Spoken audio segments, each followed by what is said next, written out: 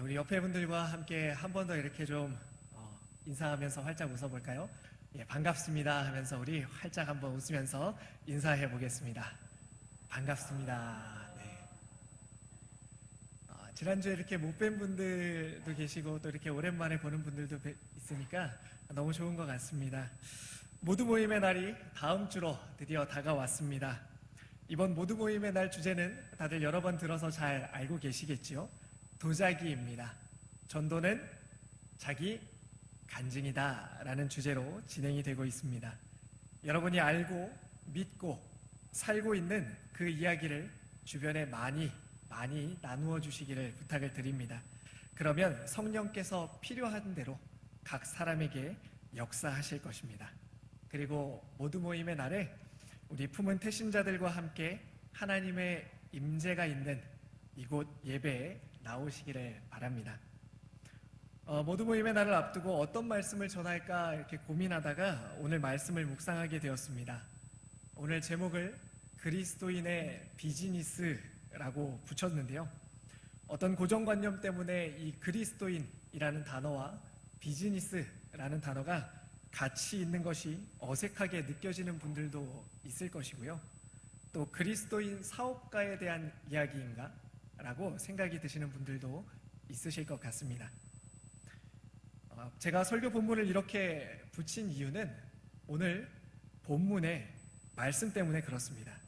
오늘 본문을 보면 어떤 귀인이 종들에게 장사하라 라고 합니다.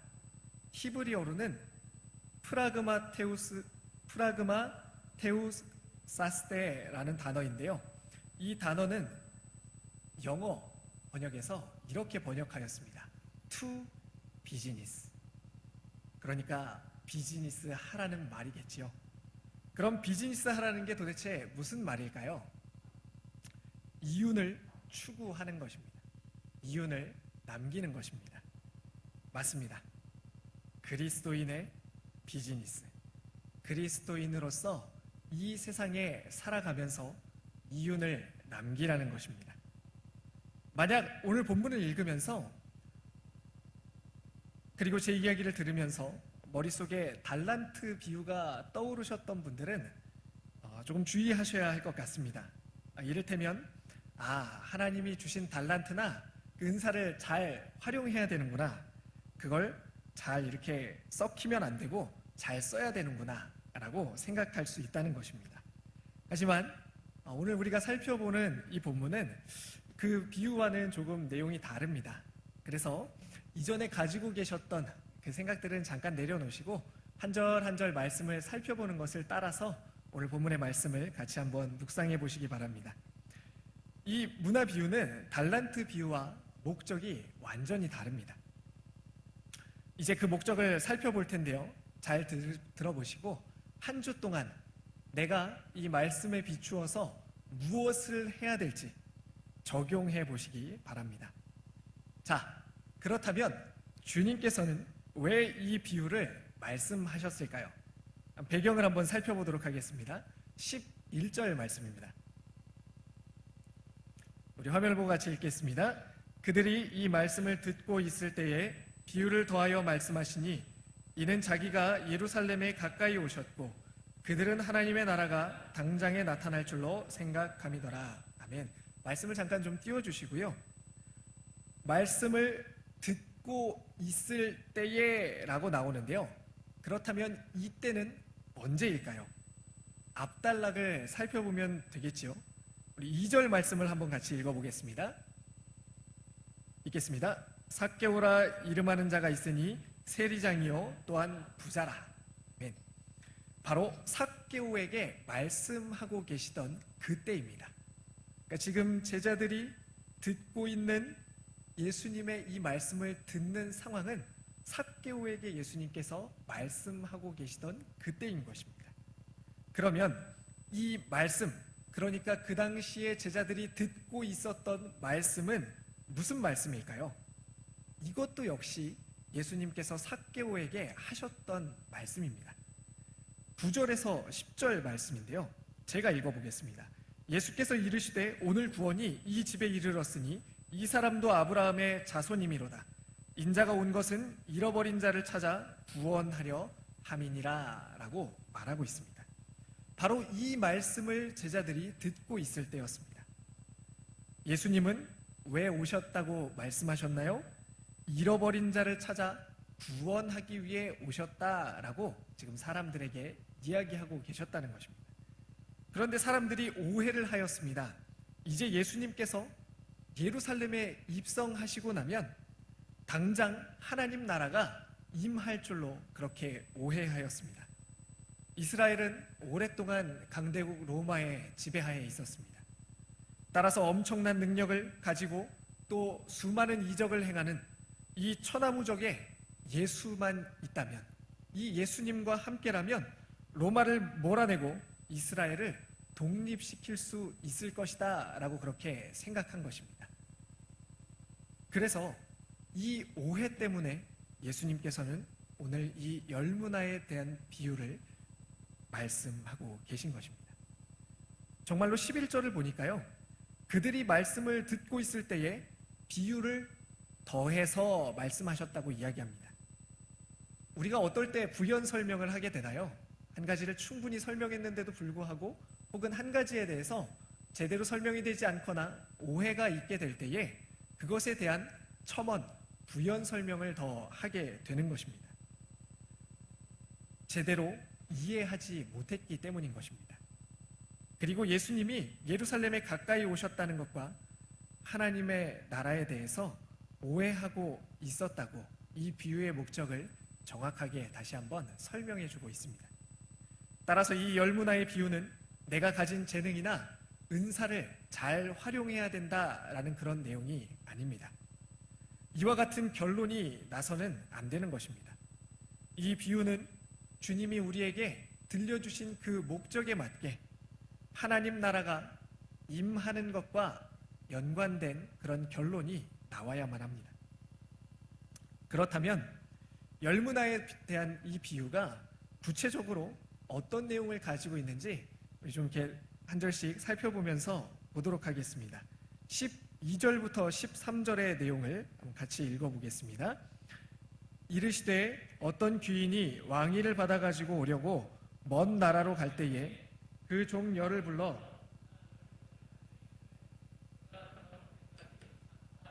아니라 아멘.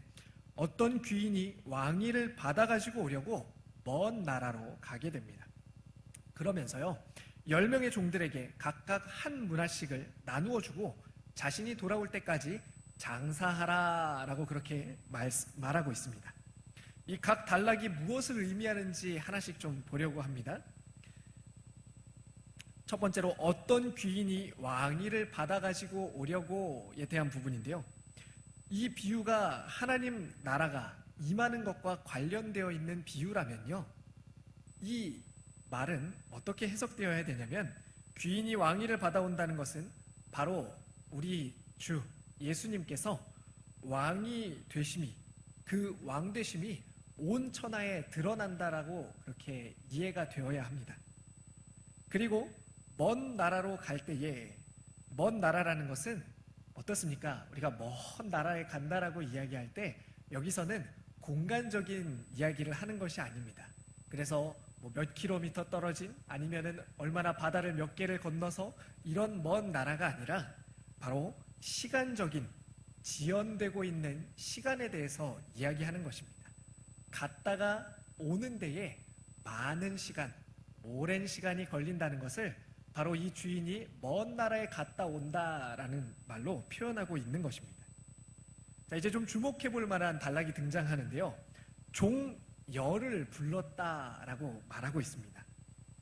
이 열이라는 숫자, 계속해서 말씀을 잘 들어오셨던 분들이라면은 이 열이라는 단어가 딱 나왔을 때 마음속에 팍 하고 박히는 것이 하나 있으실 것인데요, 무엇이죠? 십계명, 데칼로그. 기억나시나요? 이 열이라는 숫자는 굉장히 중요한 숫자입니다. 특별히 오늘 저와 여러분에게 의미가 있는 숫자입니다. 왜냐하면요, 이 숫자는요 12제자를 가리키는 것이 아니기 때문에 그렇습니다. 어떤 특정한, 어떤 특별한 사람들에게 주어진 내용이 아니라는 것입니다. 우리가 계속해서 십계명도 살펴보고 있지만 열이라는 숫자는 유대인들에게 있어서는 굉장히 익숙한 숫자입니다. 예를 들면요, 10마디의 말로 하나님께서 천지를 창조하셨고 또 십계명을 주셨고 또 노아에서 아브라함까지가 13, 10대, 또 이집트를 빠져나올 때까지 10가지 재앙이 일어난 것. 이와 같이 열이라는 숫자는요, 전체를 포함하는 의미를 가지고 있습니다. 전체를 대변하는 숫자가 바로 열이라는 것입니다. 다시 말해 여기서 종 10명은 특정한 사람 10명이 아니라 당시에 예수님을 따르던 제자들 전체를 의미하는 것입니다. 다시 말해서 저와 여러분들을 가리키는 비유라고 볼 수 있는 것입니다. 자, 그렇다면 이렇게 저와 여러분들에게 하나님께서 주시는 이 비유를 계속해서 좀 살펴볼 텐데요, 열 문화를 주었다고 이야기합니다.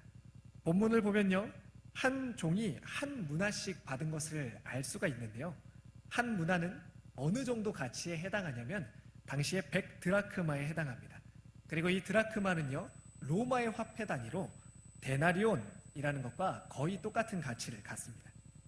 이것은 당시 일반 노동자의 하루 품삯에 해당합니다.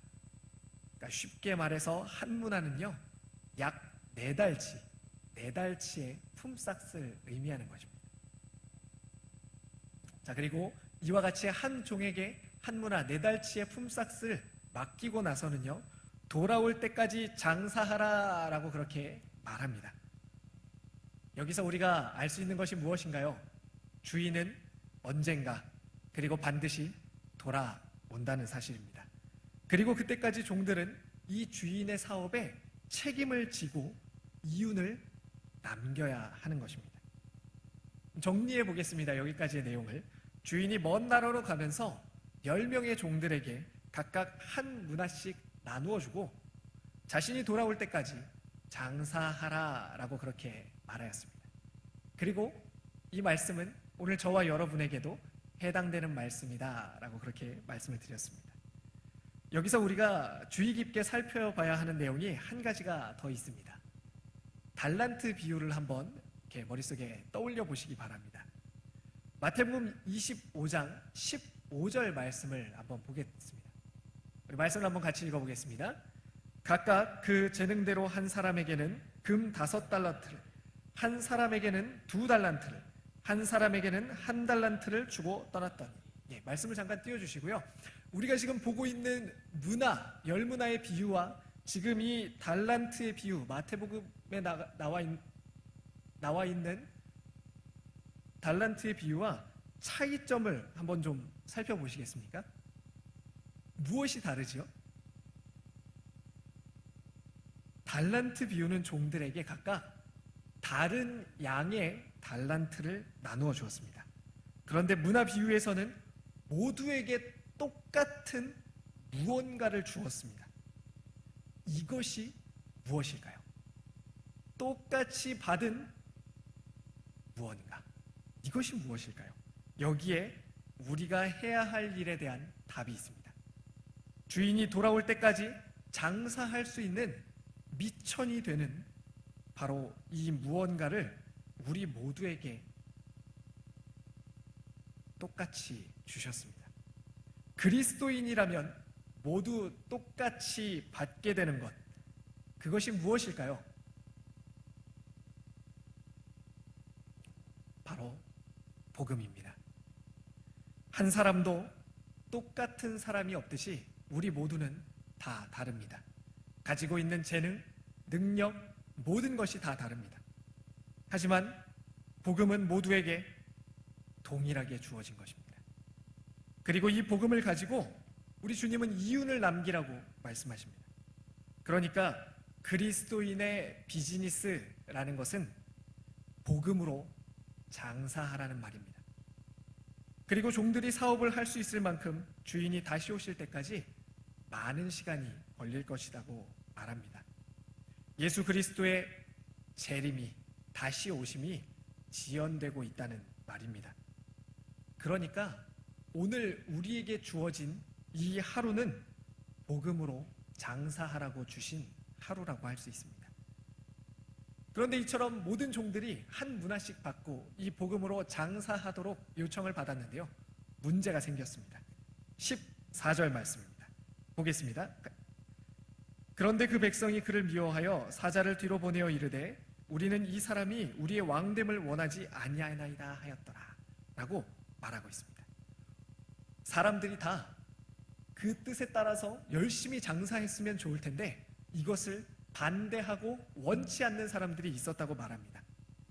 이것은 우리가 지금 볼 때는 좀 그런가 이런 느낌이 들 수 있지만 당시에는 굉장히 의미심장한 말이었습니다.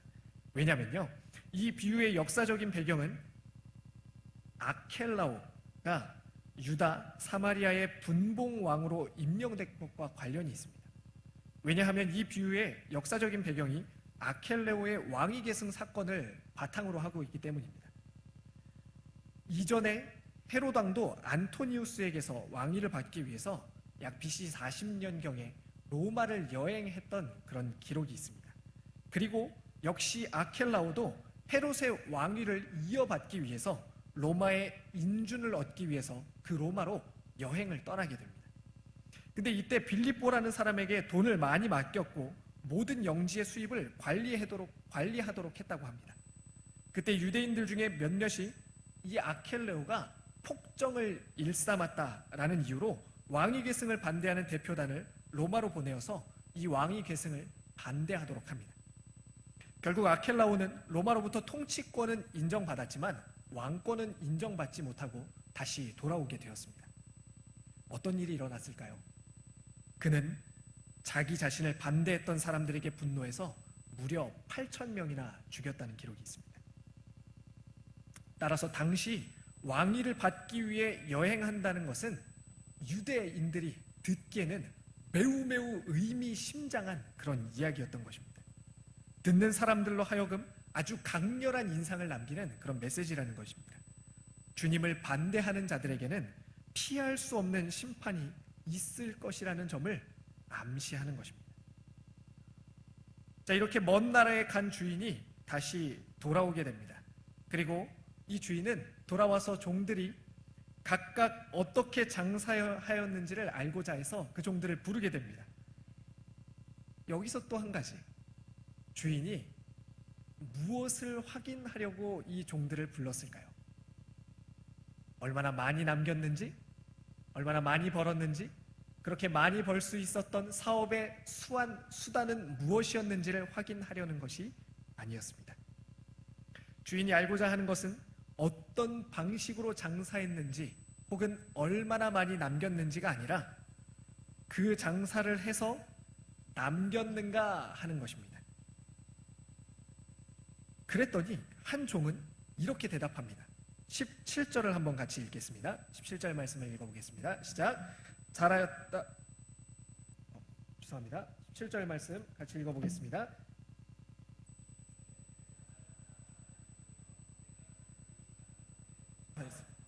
열 골 권세를 차지하라 하고, 주인이 한 종은 10문화를 남겼다고 지금 기록되어 있습니다. 그리고 주인이 이 종에게 이렇게 말하였습니다. 잘하였다 착한 종아, 내가 지극히 작은 것에 충성하였으니 10골 권세를 차지하라 라고 말했습니다.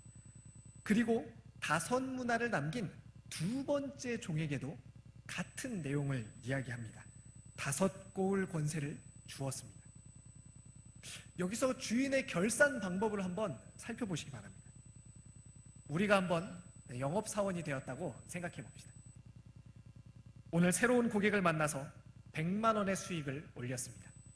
엄청나죠? 이 수익을 올렸다고 하면 그 수익은 누구에게 가게 될까요?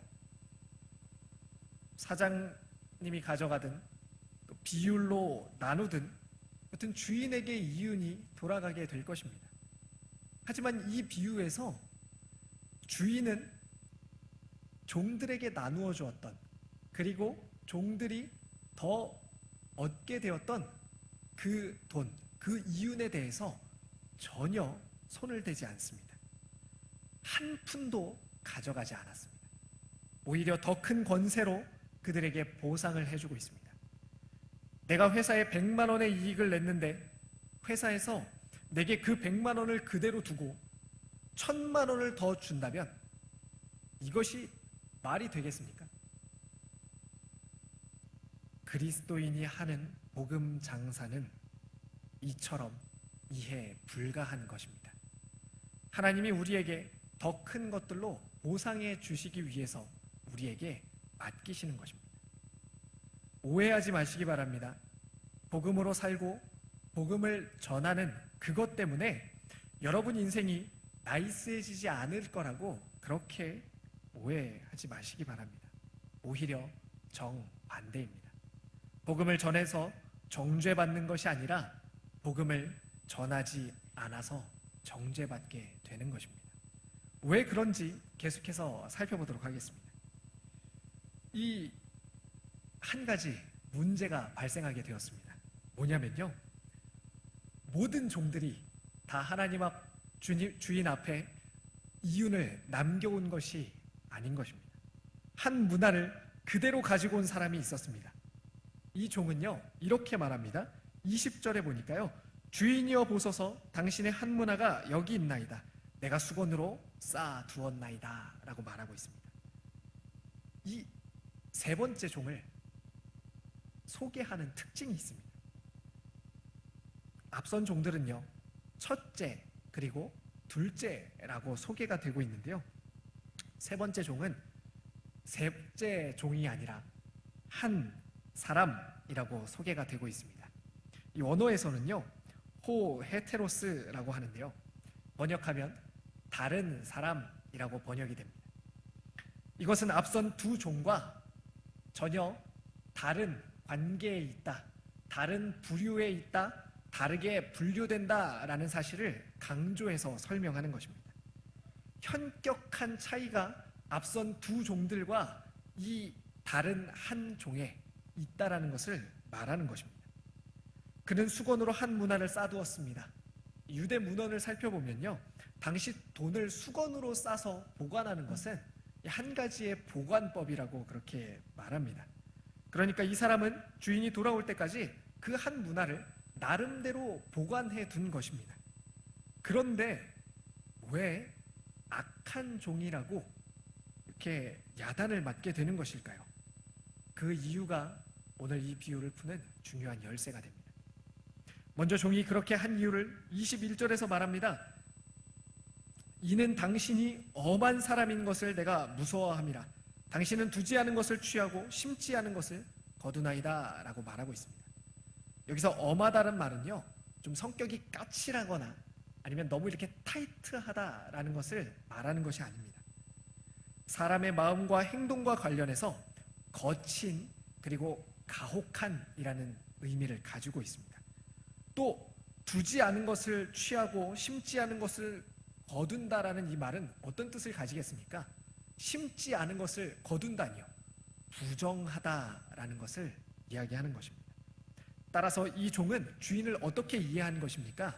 주인을 아주 엄격한 통치자, 그리고 부정하고 무자비한 착취자, 냉혹한 사업가라고 생각하는 것입니다.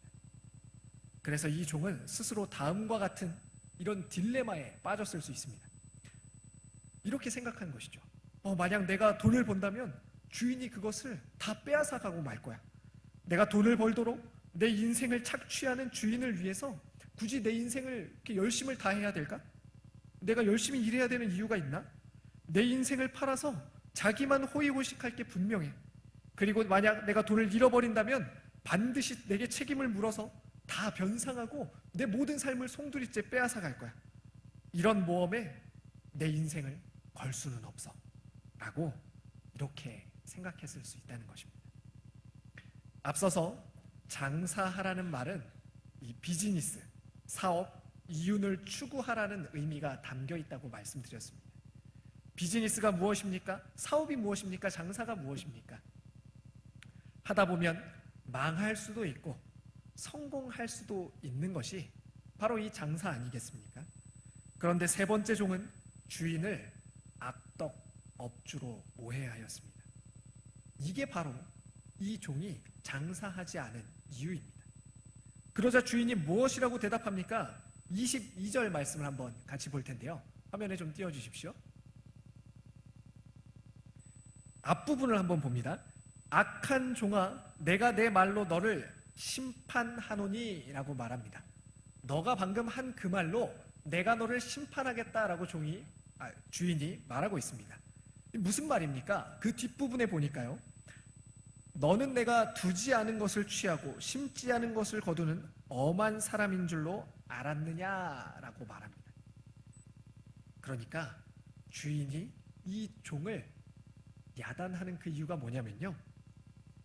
주인이 정말로 어떤 사람인지 몰랐냐라고 묻는 것입니다. 세 번째 종이 정죄당하는 이유는 이윤을 남기지 않았기 때문이 아닙니다. 주인을 악한 사람으로 오해했기 때문입니다. 그래서 악한 종으로 정죄당한 것입니다. 여러분, 사랑하는 청년 여러분, 그리고 성도님들, 여러분 주님이 정말 어떤 분인지 알고 계십니까? 주님의 자비하심과 신실하심과 그 넘치는 사랑과 인자하심과 우리를 향하여 길이 참고 계시는 그 인내하심을 알고 계십니까?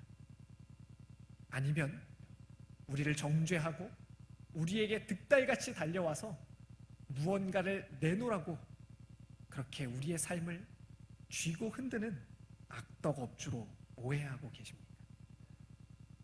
어떤 목사님이 이렇게 말씀하신 것이 아주 인상 깊었습니다. 복음에 대해서 이렇게 말씀하셨는데요. 우리를 지옥 가게 하는 것은 우리 죄가 아닙니다. 우리 의가 우리를 지옥 가게 하는 것입니다. 천국은 오직 하나님의 의로 가는 것입니다. 내 의를 의지하고 살면 지옥에 가는 것입니다. 하나님께서 그분의 의를 의지하는 사람을 구원해 주신다는 것, 그것이 복음입니다 라고 말씀하셨습니다. 맞습니다. 우리도 주님으로부터 이와 같은 복음을 받았습니다. 그럼에도 불구하고 사람들은 이 주님을 다 다르게 이해하고 있습니다. 악한 종도 주인을 오해하였습니다. 그러니까 주인을 제대로 모르는 것이 바로 악함이라고 오늘 말씀은 우리에게 이야기하는 것입니다. 자, 그렇다면 그래서 이 종은 어떻게 되었습니까? 24절부터 26절의 말씀인데요. 눈으로 한번 따라와 보시기 바랍니다. 곁에 섰는 자들에게 이르되 그 한 문화를 빼앗아 10문화 있는 자에게 주라 하니 그들이 이르되 주여 그에게 이미 10문화가 있나이다. 주인이 이르되 내가 너희에게 말하노니 무릇 있는 자는 받겠고 없는 자는 그 있는 것도 빼앗기리라. 이것이 바로 우리 주님께서 다시 오시는 날 이루어질 주님의 계산법입니다. 영적인 빈익빈 부익부 현상이 발생한다는 것입니다. 하나님의 은혜와 사랑을 오해하지 마십시오. 하나님의 은혜와 사랑은 차별이 없음이지 차이가 없는 것이 아닙니다. 아무것도 하지 않으면서 하나님께 받기를 기대할 수 없습니다. 구원 이후부터는 하나님 100%, 우리 100% 하는 것입니다. 우리가 하는 만큼 주님을 닮아갑니다. 우리가 하는 만큼 주님을 따라갑니다. 우리가 하는 만큼 장성한 분량까지 자라가게 됩니다. 그러면 여기서 있는 자와 없는 자는 어떤 의미일까요? 그것은 주인에 대한 바른 인식과 관련이 있습니다. 정말 주님이 어떤 분인지 아는 사람은 하나님 나라를, 그 통치권을 유업으로 받는다고 말하고 있습니다. 하지만 주님의 자비하심과 성실함에 대한 바른 인식이 없는 사람에게는 그 있는 것까지도 빼앗기게 된다라는 말입니다. 그렇다면 주님이 우리에게 주셔서 우리에게 있는 그것은 무엇일까요? 계속해서 말씀드린 것처럼 이것이 바로 복음입니다. 복음으로 우리는 주님이 어떤 분인지 알 수 있습니다. 자, 이제 내용의 마지막을 향해서 나아가 보겠습니다. 이제 주인은 무엇이라고 말하고 있습니까? 27절입니다. 제가 읽어보겠습니다. 그리고 내가 왕됨을 원하지 아니하던 저 원수들을 이리로 끌어다가 내 앞에서 죽이라 하였느니라. 이 원수들에 누가 포함되냐면요, 그 악한 종도 포함이 되어 있습니다. 원수는 악한 사람이 아니라 주님을 제대로 이해하지 못하는 사람입니다. 이 귀인은 바로 주님이고, 귀인이 왕위를 받으러 가는 것은 바로 주님이 부활하셔서 승천하시는 사건입니다. 그럼 귀인이 다시 돌아오는 사건은 무엇입니까? 바로 주님의 재림입니다. 주님은 부활하실 때 이미 왕이 되셨습니다. 그렇기 때문에 재림 때 왕이 된다는 말로 이해해서는 안 됩니다. 재림을 통해서 주님의 왕되심이 이제 온 천하에 드러나게 되는 것입니다. 지금은 비유에 처음 등장하는 사람들처럼 사람들이 주님의 왕되심을 인정하지 않습니다. 그리고 주님이 왕되시는 것을 원하지도 않습니다. 하지만 주님은 이미 온 땅의 왕이시고, 주님이 재림하시면 모든 사람이 주님의 왕되심을 인정할 수밖에 없게 됩니다. 주님은 이 비유를 통해서 재림까지 남아있는 시간이 있다고 말씀합니다. 이런 상황에서 주님은 다시 돌아오실 때까지 우리에게 장사하라고 그렇게 말씀하십니다. 그러면 이 장사가 도대체 무엇일까요? 오늘 말씀대로 장사하지 않으면 주님의 원수가 됩니다. 이 원수들, 악한 종들의 특징은 주님이 어떤 분인지 모른다는 점입니다. 그러므로 장사란 우리 모두가 주님께 동일하게 받은 이 복음 안에서 주님이 재림하시는 날까지 바로 주님을 바로 알아가는 삶입니다.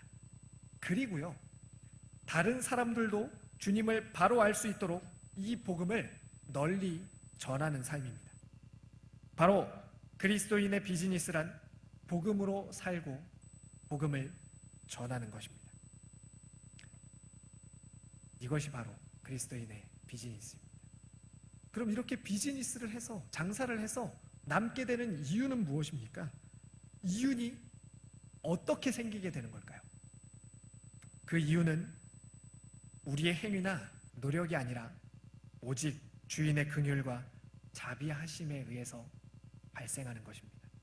그렇기 때문에 복음으로 장사한다는 것은 우리가 먼저 주님이 정말 어떤 분인지를 확실히 알아가고, 그리고 이 복음으로 또 다른 누군가가 하나님 아버지를 알아가도록 하는 것인데, 이것이 복음으로 장사하는 것이고, 이것이 바로 착한 종의 모습입니다. 주님이 다시 오실 때까지 우리가 해야 할 일은 바로 이 복음의 장사꾼이 되는 것입니다. 말씀을 정리하겠습니다. 오늘 주님은 열무나 비유를 통해서 주님이 온 천하의 왕으로 다시 오실 때까지, 드러나게 되실 때까지 우리에게 복음으로 장사하라고 말씀하십니다. 이 장사는 먼저는 복음으로 주님을 바르게 알아가는 것이고, 그리고 이 복음을 가지고 다른 사람들도 주님을 바로 알도록 하는 것입니다. 여러분 기억하시기 바랍니다. 주님을 잘못 알 때 악한 종이 되고 주님의 원수가 됩니다. 세 번째 종은 다른 종들과 마찬가지로 복음이라고 하는 문화를 주인으로부터 똑같이 받았습니다. 하지만 주님을 오해해서 그 문화를 갖고 있기만 했습니다.